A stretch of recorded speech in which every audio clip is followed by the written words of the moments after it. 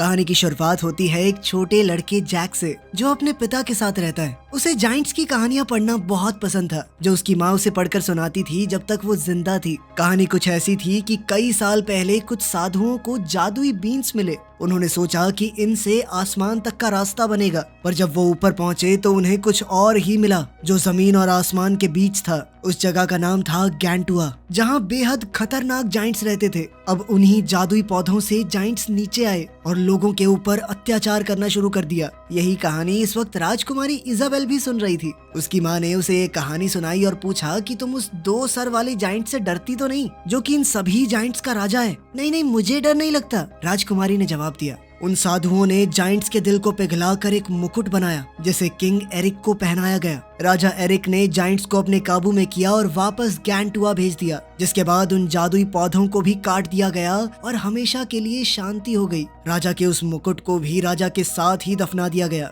और ये कहानी एक किस्सा बनकर रह गई। जब जैक के पिता उसे सुलाने लगे तो लड़के ने पूछा कि जाइंट्स कभी वापस तो नहीं आ जाएंगे ना? उसके पिता ने कहा कि अगर ऐसा हुआ भी तो राजा के वंशज उन्हें रोक देंगे, लेकिन आखिर में वो ये कह के चले गए कि जाइंट्स जैसा कुछ नहीं होता। उधर राजकुमारी की माँ ने उसे कहा कि तुम राजा एरिक का ही खून हो। खैर, जब जैक के पिता उसके कमरे से गए तो लड़का फिर से कहानी पढ़ने लगा, जिसमें लिखा था कि एक दिन जाइंट्स वापस आएंगे, धरती पर इंसानों से जंग करेंगे और एरिक के वंशज को मार देंगे। 10 साल बाद जैक के चाचा ने उसे शहर भेजा अपने घोड़े को बेचने के लिए। उन्होंने कहा भी कि रास्ते में ध्यान मत भटकने देना। शहर पहुंचकर अब जवान हो चुका जैक अपना घोड़ा और गाड़ी बेचने लगा, पर तुरंत ही उसका ध्यान शहर के नाटक घर की तरफ चला गया। वहाँ लोग वही किंग एरिक और जाइंट्स वाली कहानी दोबारा से सुना रहे थे। नाटक देखते हुए जैक ने एक खूबसूरत लड़की को देखा। लड़की को भी पता चल गया था कि जैक उसे देख रहा है। अभी नाटक खत्म हुआ भी नहीं था कि 3 आदमी उस लड़की को परेशान करने लगे। लड़की बाहर जा रही थी तो जैक ने उनका पीछा करते हुए उन आदमियों को रोका। उनमें से एक ने जैक के मुंह पर मुक्का दे मारा, पर जैक ने फिर भी प्यार से कहा, देखो लड़की को जाने दो। अचानक राजा के कुछ खास सिपाही पीछे से आ गए, जिसके बाद वो तीनों तुरंत माफी मांगने लगे। इधर जैक को लग रहा था कि उसमें ही कुछ खास बात है। जैसे ही उन्होंने देखा कि राजकुमारी घोड़े पर बैठ गई तो वो लोग तुरंत ही घुटनों पर आ गए। ये देखकर तो जैक हैरान हो गया कि ऐसा भी क्या कर दिया मैंने, लेकिन जब वो पलटा तब उसे समझ आया कि माजरा क्या है। राजकुमारी के जाने के बाद जैसे ही जैक बाहर आया तो उसने देखा कि कोई उसकी गाड़ी चुरा ले गया है। उधर महल में राजा के सलाहकार रॉड्रिक के सामने घबराया हुआ सा मॉन्क आ गया। वो थोड़ा हड़बड़ाया सा लग रहा था तो रॉड्रिक को थोड़ा शक हुआ। उसने तुरंत पुराने राजा एरिक के कमरे में जाकर देखा कि सब कुछ सही तो है, लेकिन वहाँ उसने देखा कि मैजिक बीन्स चोरी हो चुकी हैं, लेकिन राजा का वो खास मुकुट अभी भी वहीं पर है। उसने तुरंत विक से कहा कि शहर के गेट्स को बंद कर दो, वो पुजारी किसी भी हाल में भाग ना पाए।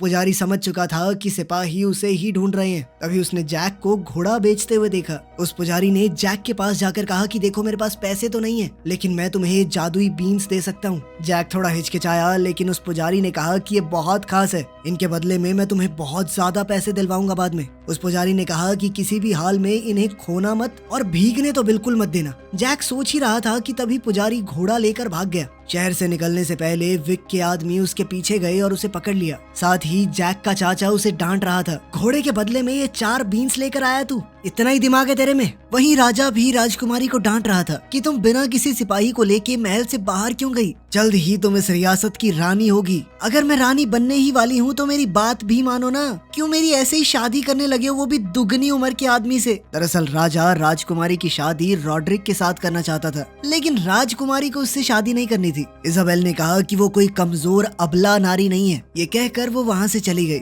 उधर जैक के चाचा ने गुस्से में वो बीन्स टेबल से नीचे फेंक दी और फिर तिल मिलाकर वहाँ से चला गया। इसके बाद हम विक और रॉड्रिक को उस मॉन्क से पूछताछ करते हुए देखते हैं। मॉन्क ने कहा कि बीन्स को वहीं रहने देते जहां दबा के रखे गए थे। इन्हें काले जादू से बनाया गया था, इन बीन्स को कंट्रोल नहीं किया जा सकता। रॉड्रिक ने उसकी बातों को अनसुना करते हुए उसे मार दिया। थोड़ी देर बाद जैक को अपने चाचा की चिंता हो रही थी, जो इस वक्त तूफान में बाहर हैं। उसी समय राजकुमारी जो महल से भागी हुई थी रास्ता भूल गई। उसने जैक के घर की रोशनी देखी और उस तरफ चल दी। जब जैक अपने चाचा को ढूंढने जाने के लिए तैयार हो रहा था तभी राजकुमारी ने दरवाजा खटखटाया। जैक ने उसे अंदर बुलाया और दोनों बातें करने लगे। तूफान की वजह से नीचे जमीन पर पानी गिर रहा था, जो धीरे धीरे जादुई बीन्स में से एक के पास पहुंच रहा था। जैक ने इजाबेल को जाइंट्स के बारे में वो किताब दिखाई जो वो बचपन में पढ़ा करता था। वो दोनों ऐसा दिखा रहे थे मानो एक दूसरे को पहचाना ही ना हो। जैक ने पूछा, तुम किससे भाग रही हो? जिस पर राजकुमारी ने कहा, तुमसे मतलब। इतने में नीचे पड़ी हुई उस जादुई बीन के पास पानी पहुंच गया था और उसने उगना शुरू कर दिया, लेकिन दोनों को ही इसकी कोई खबर नहीं थी। अचानक घर हिलने लगा और एक बहुत बड़े पौधे ने उगना शुरू कर दिया। ये सब इतना तेज हुआ कि जैक घर से बाहर गिर गया, लेकिन इजाबेल घर के अंदर ही फंस गई। पूरा घर उस तेजी से बढ़ते हुए पौधे के साथ ऊपर उड़ गया। जैक भी जल्दी से ऊपर चढ़ गया ताकि राजकुमारी को बचा सके। जैसे तैसे जैक वापस घर तक पहुंच गया, लेकिन जैसे ही इजाबेल ने दरवाजा खोला, गलती से जैक को धक्का लग गया। जैक ने उसका हाथ पकड़ा पर फिर भी वो नीचे गिर गया। गिरते हुए उसके हाथ में राजकुमारी की माँ का ब्रेसलेट आ गया। जैक पता नहीं कैसे गिरता पड़ता जमीन पर सही सलामत पहुंच गया, लेकिन इस वक्त वो बेहोश था। अगली सुबह उस बड़ी बेल को देखते हुए राजा भी वहां पहुंच गया। राजा ने उसे उठाया और पूछा कि तुम्हारे पास मेरी बेटी का ब्रेसलेट क्यों है? उसी बाजार वाले खास सिपाही एलमोंट ने जैक को पहचाना। फिर जैक ने सब कुछ बताया। राजा ने फैसला किया कि जैक, रॉड्रिक और एलमोंट मिलकर इजाबेल को ढूंढेंगे। थोड़ी देर बाद ये लोग उस बड़े पौधे पर चढ़ने लगे। रॉड्रिक तो कुछ अपनी ही चालें चल रहा था। जैक ने एलमोंट से पूछा कि ऊपर क्या होगा, क्या तुम्हें उस जाइंट्स वाली कहानी पर विश्वास है? एलमोंट ने कहा कि हो भी सकता है जाइंट्स हो। एलमोंट ने सीधी बात कही कि तुम ये सब राजकुमारी का दिल जीतने के लिए कर रहे हो ना। अगर उसने रॉड्रिक से शादी नहीं भी की तो तुम जैसे आम आदमी से तो नहीं करेगी। क्रॉन नाम के एक दूसरे सिपाही ने जैक को धक्का मारकर दूसरी तरफ पहुंचाने की कोशिश की, लेकिन जैक की पकड़ छूट गई और वो बीच में ही गिर पड़ा। उन्होंने उसे जैसे तैसे बचाया और फिर ऊपर चढ़ते रहे। ऊपर का रास्ता काफी लंबा था तो उनके कई साथी मारे गए। आखिर में उनके सिर्फ 6 लोग बचे थे। अगली सुबह वो सब जैसे तैसे उस पौधे के टॉप पर पहुंच चुके थे। ऊपर पहुंचकर उन्हें घर का टूटा फूटा हिस्सा मिला तो सब लोग इस रहस्यमयी दुनिया में राजकुमारी को ढूंढने चल दिए। एलमोंट जैसे ही आगे बढ़ा, रॉड्रिक ने जैक को रोका और धमकी दी कि बची हुई सारी जादुई बीन्स मुझे दे दे। जैक ने बीन्स से भरा हुआ वो पर्स उसे दे दिया, जिस पर रॉड्रिक ने कहा कि ये बात किसी से मत कहना। लेकिन जैक भी शातिर खिलाड़ी है, उसने एक बीन छुपा ली थी। एलमोंट और क्रॉन को इजाबेल के छोड़े हुए निशान मिले। वो दोनों जल्दी से उनके पीछे चल दिए। वो सब इजाबेल को ढूंढ ही रहे थे कि तभी जैक को वो किताब मिली जो उसने इजाबेल को दी थी। उसने सबको बताया कि वो जरूर यहीं पर छुपी हुई होगी। फिर उन्होंने आसपास टूटे हुए पेड़ों की टहनियां देखी। जैक ने सोचा कि जरूर कोई बड़ी चीज उसे यहाँ से खींच कर ले गई। लगता है वो मुश्किल में है। एलमोंट ने अपने आदमियों को 2 गुटों में बांट दिया। वो, क्रो और जैक खाने के लिए कुछ शिकार ढूंढने लगे, लेकिन जल्द ही एक जाल में फंस गए। एलमोंट ने उसे काट कर निकलना शुरू किया, पर तभी उसने देखा कि उनकी तरफ कोई आ रहा है। वो वहाँ से निकले और तुरंत छुप गए। वहाँ एक जाइंट आया और उसने एक भेड़ को पूरा का पूरा निगल लिया। फिर अचानक ही उसे क्रॉ की महक आ गई। जल्द ही जाइंट ने क्रॉ को ढूंढ लिया। क्रॉ ने भागने की कोशिश भी की, पर जाइंट एक छलांग मारकर उस तक पहुंच गया। जाइंट उसे खाने लगा ही था कि तभी एलमोंट भागकर उसके पास वार करने आया, पर जाइंट ने उसे लात मारकर बेहोश कर दिया। अब जाइंट ने दोनों को पकड़ लिया और अपने साथ ले गया। जैक चुपचाप बिना कोई आवाज किए उनके पीछे चल रहा था। उधर दूसरा ग्रुप एक झरने तक पहुंच गया। उधर रॉड्रिक ने एक सिपाही को धोखे से कहा कि वो देखो राजकुमारी। जैसे ही वो देखने के लिए आगे बढ़ा तो उसने सिपाही को धक्का दे दिया। अचानक एक जाइंट विक को पकड़कर खा गया। एक और जाइंट वहां आ गया, पर रॉड्रिक ने समय रहते उस खास मुकुट को पकड़ लिया, जिससे उसकी जान बच गई। जैक जाइंट का पीछा करते हुए उनके शहर तक आ गया।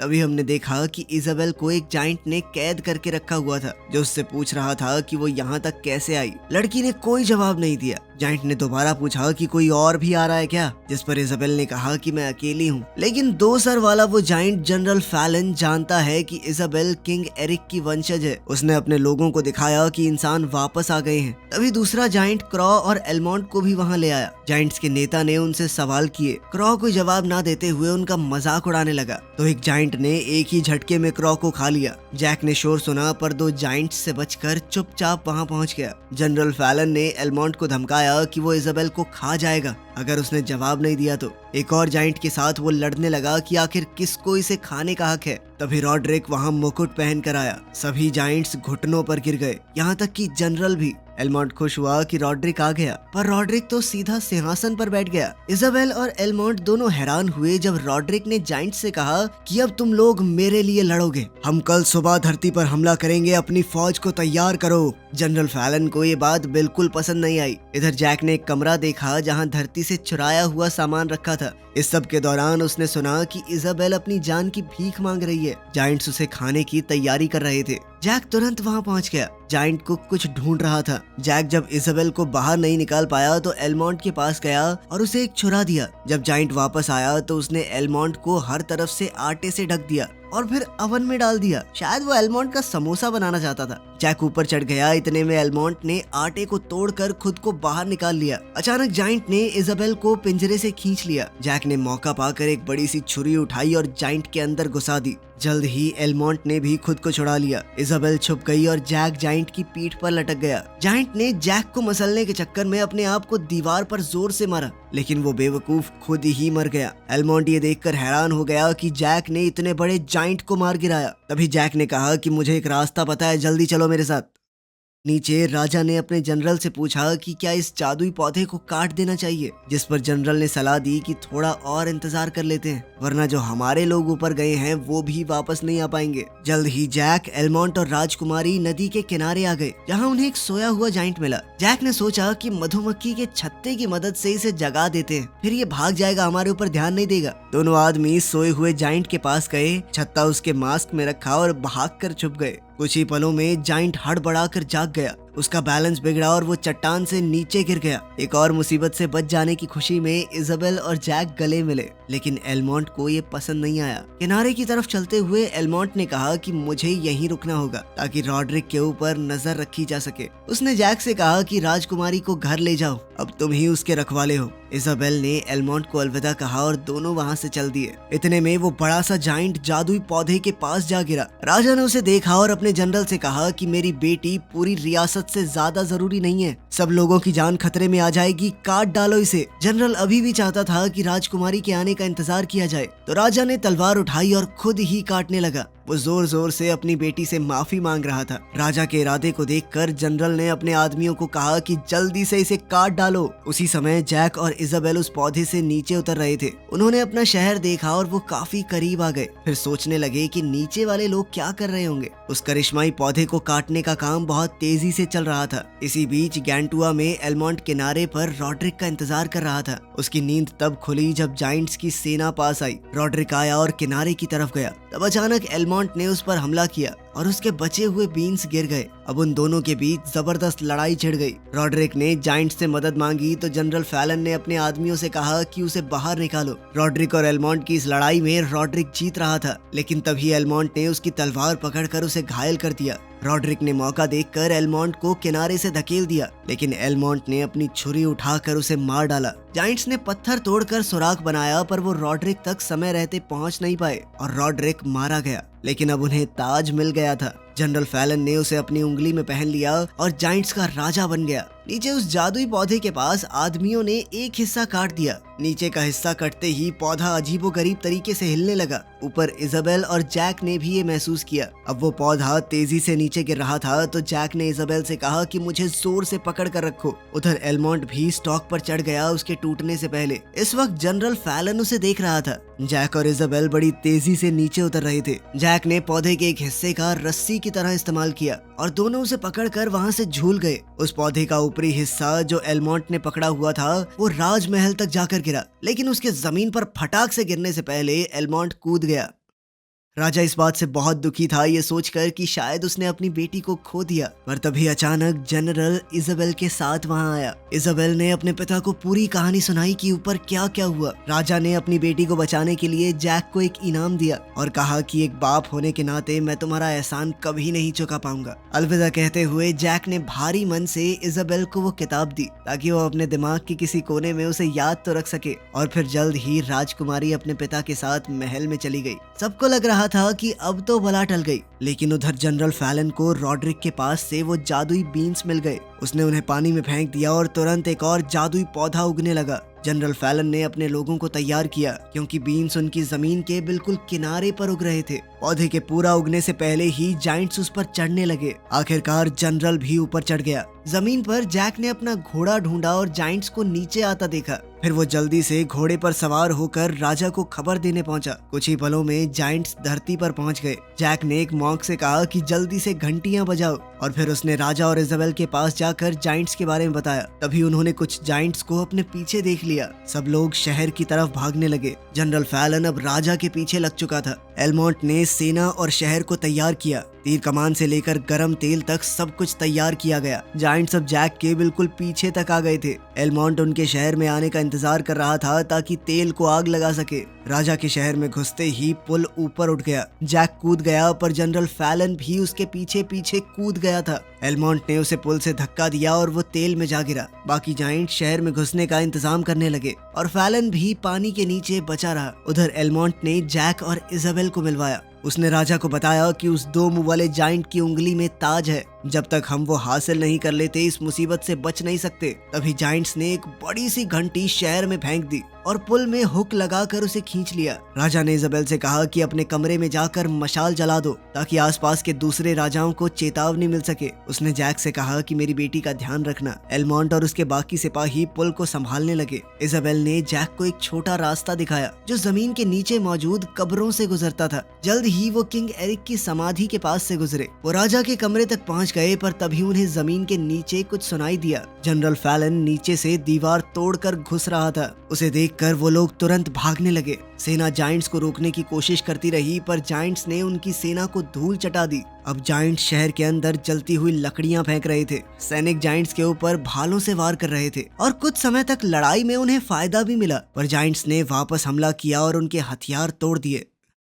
फैलन को जल्द ही राजकुमारी की महक आ गई। इजाबेल और जैक राजा के कमरे में छुपे हुए थे। जनरल फैलन ने जल्द ही उन्हें वहां पर ढूंढ लिया और वो एक तंग सीढ़ी से भागने लगे। फैलन दीवार तोड़कर उनके पास पहुंच गया और इजाबेल को पकड़ लिया। जैक ने इजाबेल को बचाने की कोशिश की जबकि फैलन उसे मारने पर तुला हुआ था। अब वो जाइंट जैक को निगलने ही वाला था पर तभी जैक ने अपना बचा हुआ जादुई बीन निकाला और उसके मुंह में डाल दिया। अब वो जादुई बीन जाइंट के पेट में उगने लगी और उसे फाड़ते हुए बाहर निकल गई। इसी दौरान उस तेजी से बढ़ते पौधे ने महल को भी तोड़ दिया। जब जाइंट के टुकड़े जैक और इजाबेल के पास गिर रहे थे उसका हाथ जिसमें ताज था जैक के पास आ गिरा। इसी बीच बाकी जाइंट्स ने ब्रिज को नीचे खींच लिया था तो इंसानों ने शहर के अंदर दरवाजे बंद कर दिए। सब लोग तैयार थे कि अब जाइंट्स पूरा दम लगाकर हमला करेंगे। अचानक उन्होंने देखा कि एक जादुई पौधा महल को तोड़ रहा है और अचानक ही जाइंट्स ने अपने हथियार गिरा दिए और इंसानों के सामने घुटने टेक दिए। पीछे से जैक ताज पहन कर आया और इजाबेल ने उसका हाथ पकड़ लिया। कुछ समय बाद जैक अपने बच्चों को कहानी का अंत सुना रहा था जहां जाइंट्स को वापस उनकी जमीन पर भेज दिया गया